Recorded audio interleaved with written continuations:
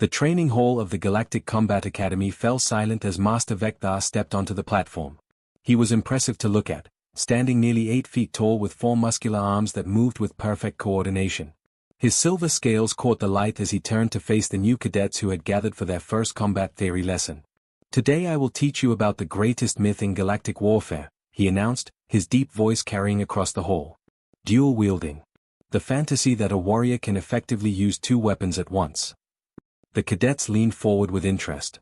Some of them had probably dreamed of fighting with 2 swords like the heroes in old adventure stories. Vector picked up 2 training blades from the rack beside him. "Watch carefully," he said. He attempted a few swings, and even with his centuries of experience and 4 arms, the movements looked awkward and uncoordinated. "You see? When I try to use these weapons independently, my strikes lose power. My defense becomes weak. My balance fails." He set the weapons down with a heavy thud. "This is not a failure of skill. It is biology. It is physics. It is the fundamental truth of how brains work across every species in the galaxy." He gestured toward the back wall where dozens of weapons hung in display cases. "That is our wall of failures. Each weapon represents a species that believed they could break this rule. The Thraxians tried with battle axes. The Veiled attempted it with their crystal daggers. Even my own people, the Krell, tested it with our natural advantage of 4 arms." Walking along the wall, Vector continued his explanation. "The problem is simple. Your neural pathways cannot truly split attention between 2 weapons. Oh, you might swing them both, yes. But one weapon will always be the primary focus while the other flails uselessly. In real combat, against a trained opponent with a single weapon who can focus entirely on attack and defense, the dual-wielder loses every time. It has been tested. It has been proven. For 10,000 years, across hundreds of worlds and thousands of species, this truth has never changed." The cadets nodded, some looking disappointed. One massive Thraxian student named Tommy raised his hand. "But Master, what about using 2 weapons for different purposes? Like one for blocking and one for striking?" "A good question," Vector acknowledged. "But it fails in practice. You see, when you dedicate one weapon purely to defense, you have only halved your offensive capability. Your opponent with a single weapon can both attack and defend with that one blade, switching between functions instantly. You gain no advantage." In the back row, a human cadet named Jake Reynolds sat quietly, his expression thoughtful rather than convinced. He was average height for a human, with short dark hair and the lean build of someone who had trained in various martial arts back on Earth. While the other students accepted Vector's lecture as fact, Jake's mind wandered to memories of his childhood. He remembered his grandfather teaching him to use 2 wooden practice swords in the backyard. He thought about the fencing classes in college where he had learned to use a rapier and dagger together. There were videos he had watched of Filipino martial artists spinning 2 sticks in patterns that seemed impossible. Had all of those humans throughout history been wrong? Or had they discovered something the galaxy had missed? The lecture ended and the students filed into the practice area for their free training time. Jake walked over to the weapon racks, his eyes drawn to a pair of medium-length practice swords. They felt right in his hands, balanced and comfortable. "You are not seriously considering it?" a voice asked from behind him. It was Beth Carter, a fellow human who had qualified for the Veiled Assassination training program. She was the only other human in their class. "Just curious," Jake replied with a slight smile. "The master just spent an hour explaining why it is impossible." "He explained why it is impossible for everyone else," Jake said. "But he has never trained with a human." Beth shook her head but smiled. "Your funeral." Jake moved to an empty section of the training floor and began slowly moving through combinations his grandfather had taught him. His right sword flowed high while his left protected low. They crossed and separated in patterns that felt natural to his human brain. He was not thinking about 2 separate weapons, he was thinking about creating a zone of protection and attack that moved with him. Within minutes, he noticed Tommy the Thraxian watching him with wide eyes. Then Alex, the Krell noble with 4 arms, stopped his own practice to observe. Beth paused her meditation and stared. Soon a small crowd had formed. The movements looked completely different from Vector's awkward demonstration. Jake's swords did not fight each other for dominance. They worked together like dancers in perfect synchronization, each supporting the other. When his right sword committed to an attack, his left automatically covered the opening. When his left parried an imaginary strike, his right immediately countered. "That should not be possible," Alex said quietly. His 4 eyes blinked in confusion. An instructor passing by stopped and watched. Then another. By the time Jake finished his practice routine and lowered his weapons, at least a dozen faculty members had gathered along with most of the students. Master Vector pushed through the crowd, his expression unreadable. He studied Jake in silence for a long moment. "How long have you trained this way?" "Since I was 7 years old, Master," Jake replied honestly. "My grandfather taught me." He learned from his grandfather. Humans have been doing this for generations. For thousands of years, actually. On Earth, many cultures developed two-weapon fighting styles.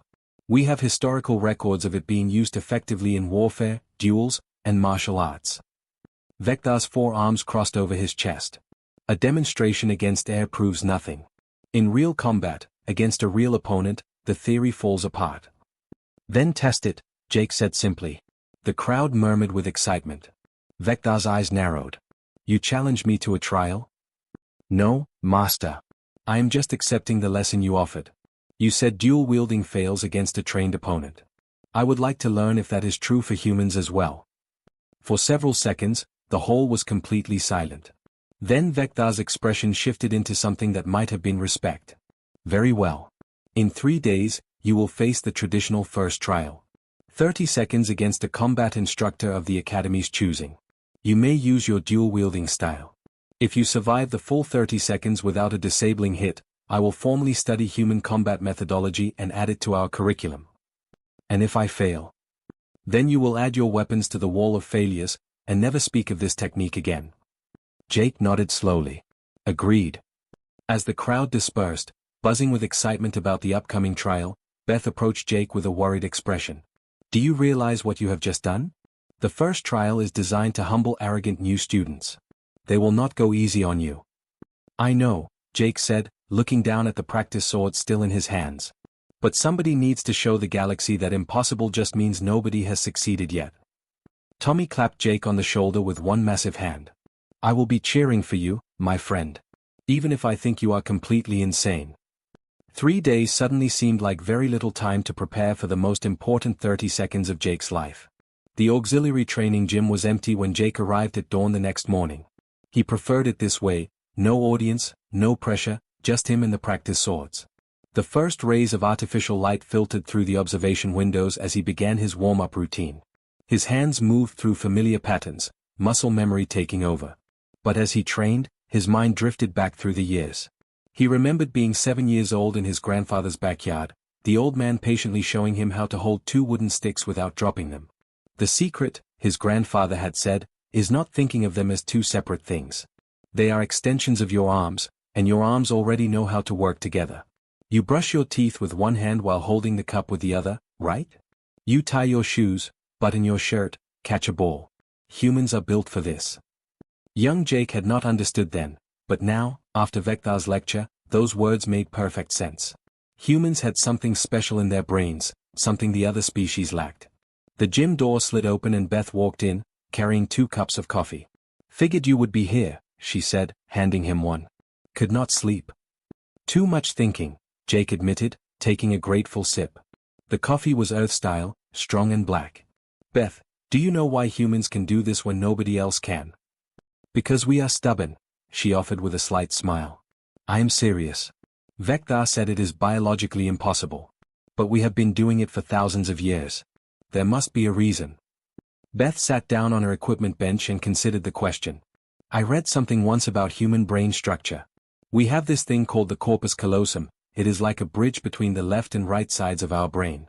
It is unusually thick in humans compared to most species. Maybe that has something to do with it." Jake's eyes lit up. "That makes sense. If both sides of our brain can communicate really well, then coordinating both hands independently becomes easier.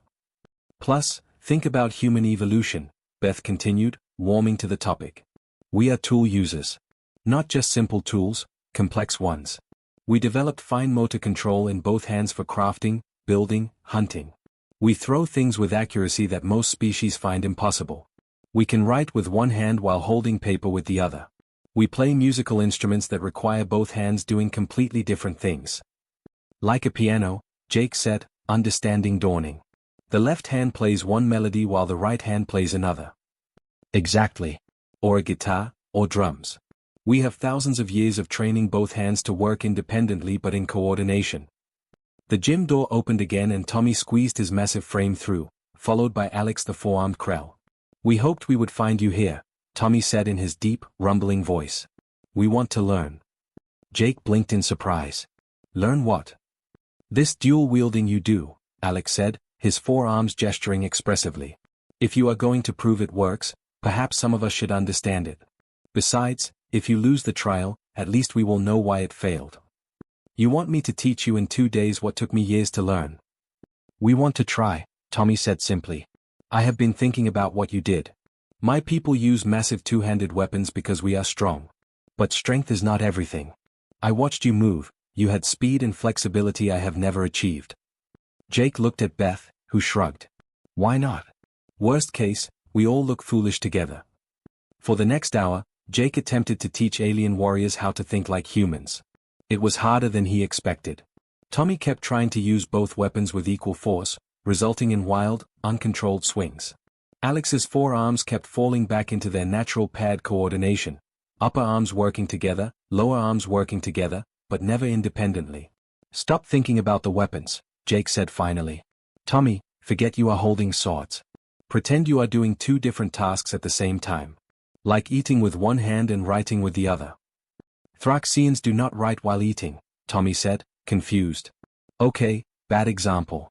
What about when you are working on a ship engine? You hold something steady with one hand while you tighten a bolt with the other, right? Yes, of course. That is dual wielding. One hand has a different job than the other, but they work toward the same goal. Apply that to swords. Something clicked in Tommy's mind. His next attempt was smoother, less forced. His right sword defended while his left probed forward, not with equal power, but with different purposes. Yes. Jake encouraged. That is it. They do not have to do the same thing. They just have to support each other. Alex struggled more. His species had evolved with 4 arms, but they used them in permanent pairs. Breaking that instinct was like asking a human to forget how to blink. Still, after many attempts, he managed to move his upper right and lower left arms in a coordinated pattern while his other 2 arms did something different. This is giving me a headache, Alex admitted, but he was smiling. By midday, word had spread through the academy. Other cadets began arriving to watch the unusual training session. Some laughed at the awkward attempts. Others watched with genuine curiosity. An instructor Jake did not recognize entered the gym and stood observing for several minutes. Finally, he approached. I am Master Ryan, Human Combat Specialist. May I speak with you privately? They stepped into a side office. Master Ryan pulled up a holographic display. I have been researching human martial arts history since your demonstration yesterday. Look at this. The display showed ancient images, Roman gladiators with sword and dagger, Japanese samurai with katana and wakizashi, European knights with sword and buckler, Filipino fighters with 2 sticks, Chinese warriors with butterfly swords. Hundreds of images spanning thousands of years and dozens of cultures. Every human civilization independently developed 2-weapon fighting, Master Ryan said quietly. The Galactic Combat Database has records from 10,000 species across 50,000 years. Only humans have this extensive history of dual wielding. Only humans made it work consistently. Why has nobody noticed this before? Jake asked. Because humans are new to the galactic community. We have only been here for 30 years. Most species still think of us as primitive newcomers. They have not studied our combat history seriously. Master Ryan met Jake's eyes. But Vector is not most instructors. He is genuinely interested in learning. If you succeed in this trial, it could change how the entire galaxy thinks about combat. And if I fail? Then we stay the primitive newcomers with fancy tricks that do not work in real fights. Ryan smiled grimly. No pressure. That evening, Jake returned to his quarters to find a message waiting on his communication console. It was anonymous, but the words were clear. Your opponent has been changed. You will face Master Skelveth. Withdraw now while you can still claim dignity. Jake sat heavily on his bunk. He pulled up Master Skelveth's record on his datapad. The Krell warrior had been teaching at the academy for 40 years. His first trial record was perfect. 217 students had faced him, and 0 had lasted the full 30 seconds. Beth found him an hour later, staring at the ceiling. You heard about Skelveth? Yeah. You can withdraw. Nobody would blame you. Jake thought about his grandfather, about all those ancient human warriors, about Tommy and Alex training despite how difficult it was. No, he said finally. Someone wants me to fail publicly. That means someone is afraid dual-wielding might actually work. If they were confident it would fail naturally, they would not need to stack the deck. So you are going through with it? I am going through with it. Beth nodded slowly. Then you should know, Tommy, Alex, and I are coming to watch. And we are betting on you to win. Jake smiled despite his nerves. That is either really loyal or really stupid. With humans, Beth said with a grin, it is usually both. The trial was set for tomorrow at noon. Jake had less than 24 hours to prepare for 30 seconds that would determine everything. He picked up his practice swords and headed back to the gym. He had work to do. The combat arena had never been this crowded for a first trial. Students packed the observation galleries while instructors lined the walls. Word had spread across the entire station. A human was attempting the impossible against the undefeated Master Skelveth. Some came to watch history being made. Others came to see the arrogant newcomer learn his place. Jake stood in the preparation room, rolling his shoulders and trying to keep his breathing steady. Through the transparent wall, he could see the arena floor, a circular space about 30 meters across with a rubberized surface designed to absorb impacts. Weapons racks lined one side. A large countdown display hung from the ceiling. Beth entered and handed him 2 practice swords, perfectly balanced and identical. Tommy blessed these in some Thraxian ritual. Alex meditated over them. I just made sure they were sharp enough to score points but not actually kill anyone. Comforting, Jake said, accepting the weapons. They felt good in his hands, light enough for speed, solid enough for defense. Remember, Beth said seriously, you do not have to win. You just have to survive 30 seconds without a disabling hit. Keep moving, stay defensive, and run the clock. I know the plan. Do you? Beth studied his face. Because you have that look you get when you are about to do something stupid and brave. Before Jake could respond, the door opened and Master Vector entered. It is time. The walk to the arena felt both too long and too short. The crowd noise hit Jake like a physical wave as he stepped onto the floor. Thousands of eyes watched him from every species in the galaxy. He saw Tommy in the front row, his massive frame taking up 3 seats. Alex sat nearby, all 4 arms crossed in what Jake hoped was a supportive gesture. Then Master Skelveth entered from the opposite side. The Krell warrior was bigger than Vector, his silver scales marked with the scars of countless battles. His 4 arms moved with fluid grace as he carried his weapon of choice, a traditional glaive, a long pole with a curved blade at one end. The weapon gave him incredible reach advantage, and his 4 arms meant he could shift grips and angles faster than any 2-armed opponent could follow. Skelveth's eyes, all 4 of them, studied Jake with professional detachment. This was not personal for him. He had broken 217 students before. Jake would simply be 218. Master Vector stood at the center of the arena. The rules are simple. 30 seconds from the starting buzzer. Any strike that would disable or kill in real combat ends the trial immediately. Cadet Reynolds, you may withdraw at any time before we begin. Jake shook his head. I am ready, Master. Vector looked between them, then nodded and stepped back. Take your positions. Jake moved to his starting mark, swords held in a neutral guard position. His heart pounded but his hands were steady. All those years of training came down to the next 30 seconds. Skelveth settled into his stance, glaive held loosely in his 4 hands. The weapon seemed to float, ready to strike from any angle. The crowd fell silent. Jake could hear his own breathing. The buzzer sounded. Skelveth exploded forward with shocking speed for someone his size. The glaive became a blur as all 4 arms worked in perfect coordination, creating a whirlwind of attacks from high, low, and every angle in between. It was like facing 4 opponents at once. Jake's swords moved on pure instinct. His right blade intercepted a high strike while his left deflected a low sweep. He gave ground immediately, not trying to counter, just focusing on defense. The pattern his grandfather had drilled into him took over: parry, deflect, redirect, move. 5 seconds had passed. Skelveth pressed harder, his glaive spinning in patterns that should have been impossible to track. But Jake's human eyes could follow it. His brain, with that thick corpus callosum Beth had mentioned, processed both weapons independently. His right sword moved to stop an overhead strike while simultaneously his left intercepted a thrust aimed at his ribs. The crowd gasped. Jake had blocked two attacks that came at the exact same moment from different angles, something that should have been impossible. 10 seconds. Skelveth's four eyes narrowed slightly. He changed tactics, using his reach advantage.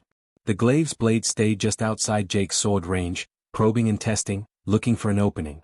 Every time Jake tried to close distance, a lightning-fast strike would force him back. But Jake noticed something. The pattern was not random. Skelveth's upper arms controlled the long-range attacks while his lower arms managed balance and grip transitions. If Jake could predict which arms were committed. 15 seconds. Skelveth committed to a powerful overhead strike, using all four arms for devastating force. Jake's right sword came up to deflect, but instead of trying to block the full power, he angled his blade to redirect it past his shoulder. The glaive struck the floor with a loud crack. And in that half-second while Skelveth's weapon was committed, Jake's left sword darted forward, stopping just an inch from the master's torso. The crowd erupted. Jake had scored a point, a theoretical killing blow if this were real combat. But the buzzer had not sounded yet. The trial continued. Skelveth's expression shifted to something that might have been respect. He pulled back, resetting his stance. "Clever," he said quietly, his voice barely audible over the crowd noise. 20 seconds. The master's next assault was purely defensive. He created a spinning barrier with his glaive, using the weapon's reach to keep Jake at bay. He was not trying to score anymore, just running out the clock while preventing Jake from landing another hit. Jake circled, looking for an opening, but Skelveth was too experienced. Every potential gap was covered. The glaive moved in perfect arcs, protecting every approach. 25 seconds. Jake's arms were burning from the constant defense. Sweat stung his eyes. But he was still standing, still moving, and most importantly, still unharmed. Skelveth suddenly lunged with a feint to Jake's left. Jake's left sword moved to block, then the master reversed, his real attack coming from the right. It was a perfect technique that had probably ended dozens of trials. But Jake's right sword was already there, moving independently of his left. His human brain had tracked both possibilities simultaneously. The block was solid. 28 seconds. Time seemed to slow down. Jake could see Skelveth calculating, could see the master realize this human was different from any opponent he had faced before. The dual swords were not just two weapons, they were creating a defensive network that adapted in real time. 29 seconds. Skelveth pulled his glaive into a pure defensive stance, conceding the point. He was not going to risk an aggressive mistake in the final second. The arena held its breath. The buzzer sounded. 30 seconds. For a moment, nobody moved. Jake stood there, breathing hard, sword still raised, unable to believe it was over. Skelveth lowered his glaive slowly, all four of his eyes blinking in what might have been surprise. Then the master did something he had never done after a first trial. He bowed. The crowd exploded. Students were screaming, some in celebration, others in shock. Tommy was on his feet, roaring loud enough to shake the gallery. Alex's four arms were raised in triumph. Beth had her hands over her mouth, eyes wide. Master Vector walked to the center of the arena. He raised one arm and the crowd gradually quieted. In 40 years of teaching, I have never seen a student survive 30 seconds against Master Skelveth. He turned to Jake. Today I learned that impossible is simply what we have not yet witnessed.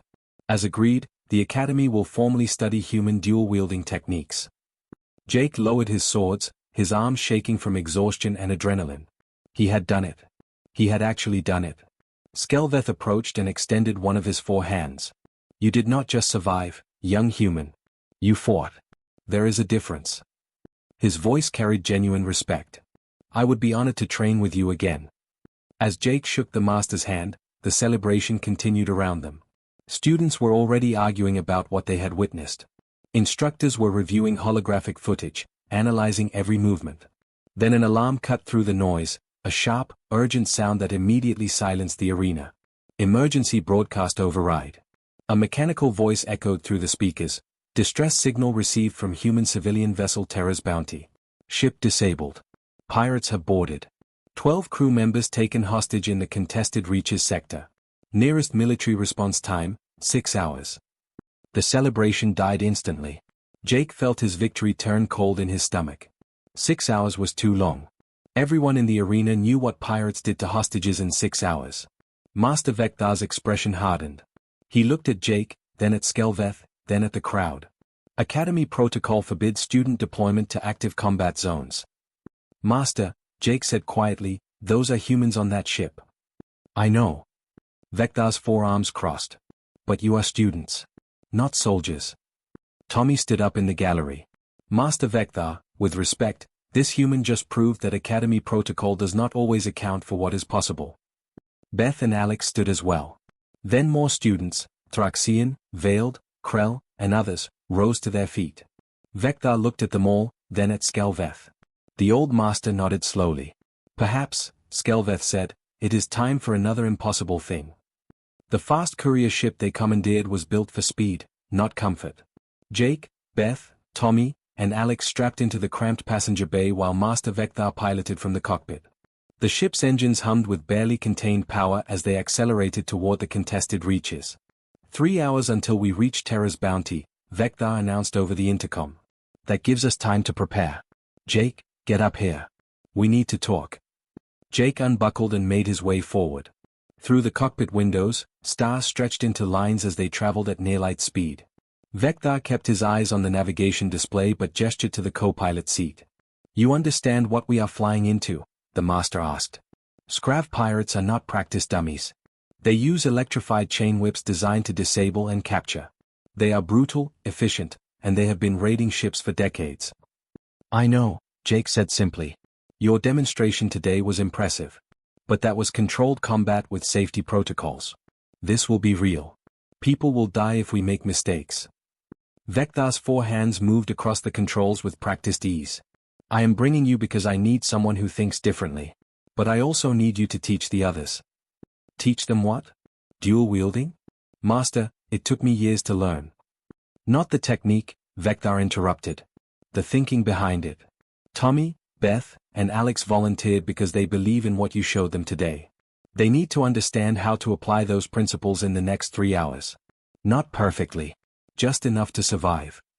Jake looked back at his friends through the cockpit door. They were checking weapons and armor, their faces set with determination. You really think they can learn that fast? I think humans have a saying, necessity is the mother of invention. Show them what they need to survive. Let necessity handle the rest. The cargo bay became their classroom. Jake stood in the center while the others gathered around. Real weapons this time, not practice blades. Tommy held 2 shorter axes instead of his usual massive war hammer. Alex had selected 4 curved blades, 1 for each hand. Beth kept her traditional paired daggers. Okay, Jake began, feeling awkward teaching people who had way more combat experience than him. Forget everything you think you know about dual wielding. This is not about being fancy or showing off. It is about creating options. Options? Tommy rumbled, looking at the axes in his hands with uncertainty. Yeah. When you hold one weapon, you have one option at any moment, attack or defend. You have to switch between them. Jake drew 2 training knives from his belt. With 2 weapons, you can do both at the same time. One attacks while the other defends. Or both defend but from different angles. Or both attack but at different targets. You suddenly have 4 or 5 options instead of 1. Alex raised one of his 4 arms. But Master Vector said our brains cannot track 2 weapons independently. His brain cannot. Krell brains cannot. But that does not mean yours cannot learn something new. Jake moved behind Alex. You have 4 arms but you use them in pairs. Upper 2 work together, lower 2 work together.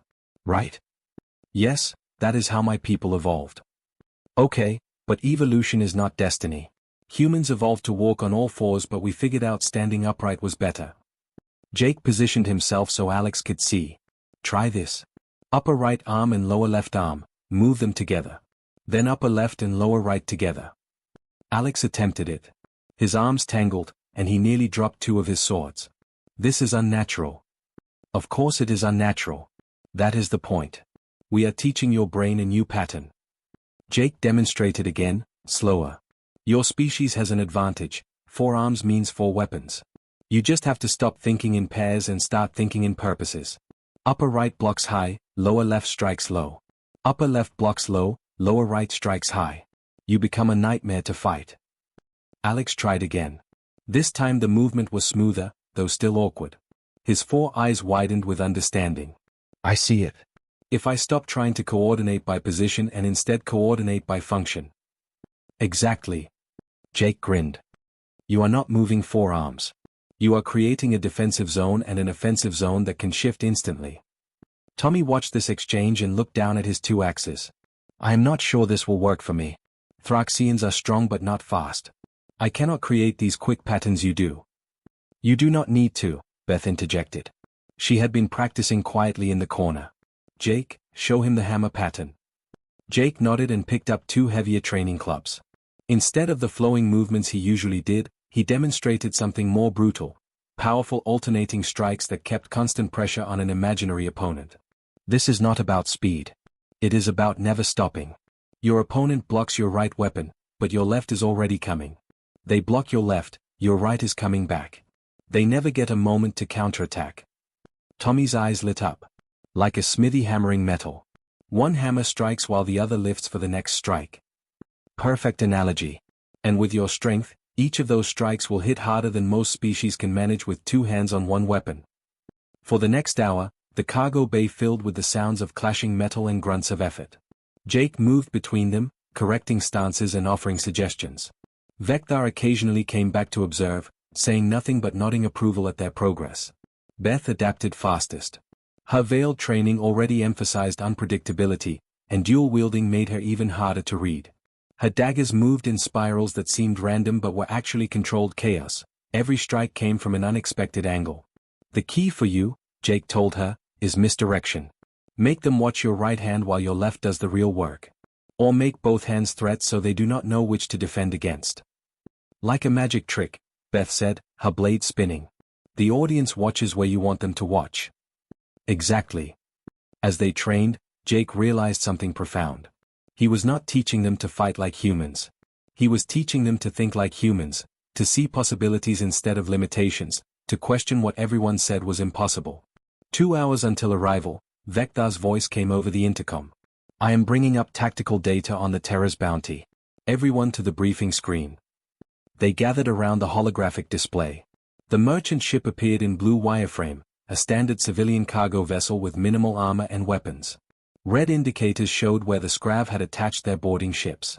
Scans show 37 pirates still on board, Vector explained. They have herded the 12 crew members into the cargo hold. Standard Scrav tactic, keep the hostages contained while they strip anything valuable from the ship. What is our entry plan? Alex asked. The main docking port is blocked by their ships. But there is a maintenance airlock on the port side. We can breach there, move through the maintenance corridors to reach the cargo hold. The corridors are narrow, about 2 meters wide. Jake studied the layout and smiled. Narrow corridors are perfect for dual wielding. The Scrav use chain whips, right? Those need space to swing effectively. In tight quarters, they lose their advantage. While you keep your advantage, Vector finished. Yes, I noticed that too. It is why I am willing to attempt this insane rescue with 4 students and 1 old instructor. Tommy laughed, a deep rumbling sound. Old? Master, you move faster than most warriors half your age. Flattery will not save you if you do something stupid on that ship, Vector replied, but there was warmth in his voice. Listen carefully. Our goal is rescue, not glory. We get the hostages and leave. We are not trying to capture the pirates or destroy their ship. Clear? They all nodded. Jake, you take point. Your dual-wielding style is best suited for the narrow corridors. Beth, you are second. Your size makes you mobile in tight spaces. Tommy, you are our hammer. If we hit resistance we cannot slip past. Alex, you guard our rear. I will coordinate and provide support wherever needed. Beth raised a hand. Master, what happens when we reach the cargo hold? If the pirates have the hostages, we cannot just charge in swinging weapons. It was a good question. The holographic display showed the cargo hold as a large open space, exactly where the Scrav's chain whips would be most effective. Jake thought for a moment. We need a distraction. Something to make them look away from the hostages long enough for us to get between them. I could cause an explosion in another part of the ship, Vector suggested. Draw some of them away. Or, Tommy said slowly, we could make them think their own ship is under attack. If they believe reinforcements are coming, they might panic. Alex's 4 eyes gleamed. Panicked enemies make mistakes. And the Scrav are raiders, not soldiers. They are not trained to hold position under real pressure. They spent the remaining time planning and refining the approach. Jake watched his friends work through scenarios, adapt strategies, and build confidence. 3 hours ago, they had been students watching his trial. Now they were a team preparing for real combat. 1 hour to destination, Vector announced. Suit up and arm yourselves. Remember your training. Trust your instincts. Watch each other's backs. As they strapped on armor and checked weapons one final time, Jake felt Beth's hand on his shoulder. "Hey," she said quietly. "Thank you." "For what?" "For showing us that impossible just means nobody succeeded yet." Jake gripped his two swords, feeling their familiar weight. "Let us hope I am right." The Terra's bounty appeared on the viewscreen ahead, a damaged vessel trailing atmosphere from several hull breaches. Scrav boarding craft clung to its sides like parasites. Approaching the maintenance airlock, Vector said. "Weapons ready. This is it." Tommy cracked his knuckles around his axe handles. Alex's 4 hands held his 4 blades with new confidence. Beth's daggers seemed to disappear into her sleeves, ready to strike. And Jake stood at the airlock door, 2 swords raised, about to teach a group of pirates why you should never underestimate a human who refuses to accept limitations. The maintenance airlock hissed open and Jake stepped into the Terra's bounty. Emergency lighting painted everything in red shadows. The air smelled of burnt circuitry and fear. Somewhere deeper in the ship, he could hear the harsh voices of Scrav pirates arguing over salvage.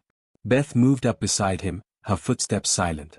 Tommy and Alex filed in behind them, weapons ready. Master Vector sealed the airlock and checked his tactical display. "Cargo hold is 3 corridors ahead," Vector whispered. "Scanning shows 6 pirates between us and there. Move quietly. If we can reach the hostages without alerting the whole ship, we have a better chance." Jake nodded and started forward. The corridor was exactly as narrow as the schematics had shown, tight enough that the Scrav's chain whips would be almost useless. His 2 swords felt perfectly suited for this environment. They moved through the first corridor without incident. The ship creaked around them, damaged systems struggling to maintain life support. Jake's heart hammered but his hands stayed steady. This was different from the arena. This was real. A shadow moved ahead. Jake froze, raising one hand to signal stop. A Scrav pirate stepped around the corner, his reptilian face focused on a handheld scanner. He looked up just as Jake closed the distance. The pirate's hand went to his whip but Jake's right sword knocked it aside while his left pressed against the Scrav's throat, not cutting, just holding. The pirate's yellow eyes went wide with fear. "How many guarding the hostages?" Jake whispered. The Scrav hissed something in his own language. Beth stepped forward and repeated the question in perfect Scrav dialect. The pirate's eyes darted between them, calculating odds, then deflated. 12, he answered in broken galactic common. 12 guards. Captain Vexral with them. Very dangerous. You cannot win. We will see about that, Jake replied. He looked at Tommy, who stepped forward and efficiently bound the pirate with magnetic restraints. They dragged him into a side room and sealed the door. 5 more pirates met similar fates as they advanced. None had time to raise an alarm. Each encounter taught Jake something new about fighting with 2 weapons in real combat, how one sword could control while the other threatened, how the psychological impact of facing 2 blades made enemies hesitate just long enough. Finally, they reached the corridor overlooking the cargo hold. Jake peered through a maintenance grate and his stomach dropped. The cargo hold was huge, just as the schematics showed. 12 human crew members sat bound in the center, guarded by 12 Scrav pirates in a loose circle. But that was not the worst part. Standing at the far end, speaking into a communication device, was a 13th Scrav, larger than the others, with scars covering his scaled face. Captain Vexral. And behind him, visible through the cargo hold's external viewports, Jake could see another ship approaching. Not a Scrav raider. A KRYNN destroyer. Jake pulled back from the grate, his mind racing. "Master," he whispered urgently. "We have a bigger problem." Vector looked through the grate and his 4 eyes widened. KRYNN military vessel. What are they doing here? Beth checked her scanner. They are hailing the Terra's bounty. Demanding to speak with someone named Ambassador Williams. One of the bound crew members below, a woman with gray hair and a torn diplomatic uniform, lifted her head at the name. The Scrav captain laughed and spoke into his communicator. "Tell the KRYNN she is dead. Tragic pirate attack. No survivors." Vector's expression darkened. This was not a random raid. The Scrav were hired to kill that ambassador and make it look like piracy. The KRYNN want to stop peace negotiations. "How long until that destroyer gets here?" Jake asked. 15 minutes. Maybe less. Vector's 4 hands clenched. And that ship can vaporize the Terra's bounty with a single missile strike. Alex's 4 eyes blinked rapidly, the Krell equivalent of panic. Then we failed. Even if we rescue the hostages, the KRYNN will destroy everyone to eliminate the witness. The team fell silent. They had come to rescue 12 people. Now they faced a military destroyer that could end everything in seconds. Jake looked at his 2 swords, feeling helpless. What good were 2 blades against a warship? Then an idea struck him, crazy, impossible, but maybe that was exactly what they needed. Master, Jake said slowly. When I fought Skelveth, what made dual-wielding work? Vector frowned at the strange question.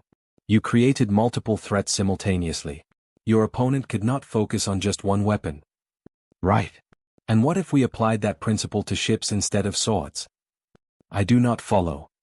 Jake's words came faster, excitement building. We have 2 ships, this courier and the Scrav Raider docked outside. What if we pilot both at the same time, coordinating them like dual-wielding? One defends while the other attacks. One distracts while the other strikes. The KRYNN destroyer is expecting easy prey, not 2 ships working together in a pattern they cannot predict. Tommy's eyes widened. That is completely insane. Insane like dual-wielding was supposed to be? Beth countered. The master said it was impossible too. Vector stared at Jake for a long moment. No species has ever attempted coordinated 2-ship combat like you describe. Ship combat requires focus on a single vessel's controls. Managing 2 simultaneously would require a human brain, Jake finished. With that thick corpus callosum that lets us coordinate 2 independent actions. Master, you pilot one ship. I pilot the other. We link our communications and move together. You have never piloted a combat vessel. And I had never fought a Krell master until yesterday. Sometimes you have to try the impossible. Alex suddenly spoke up. It could work. KRYNN tactical doctrine assumes single-ship responses. Their AI would not have protocols for coordinated dual-ship attacks from vessels this small. Even if it works, Vector said, we still have 12 pirates and 12 hostages down there. We cannot leave them. We do not have to. Beth was already moving toward the maintenance access ladder. Tommy and Alex get the hostages to the courier ship. Jake and the master take the Scrav Raider. I stay here and make sure the pirates are too busy to interfere. Beth, you cannot handle 12 Scrav alone. I am not going to fight them. I am going to make them think their ship is being stolen. Watch. She dropped through the access hatch before anyone could stop her. Through the grate, they watched as she appeared in the cargo hold's control booth, a small elevated platform with access to ship systems. The Scrav guards noticed immediately, shouting and raising their weapons. But Beth was already working the controls. Alarms blared. The external docking clamps released on the Scrav Raider with a loud clang. Captain Vexral roared orders. Half his pirates ran toward the exits, convinced someone was stealing their ship. The circle around the hostages collapsed into chaos. Go. Vector commanded. Tommy, Alex, get those people to safety.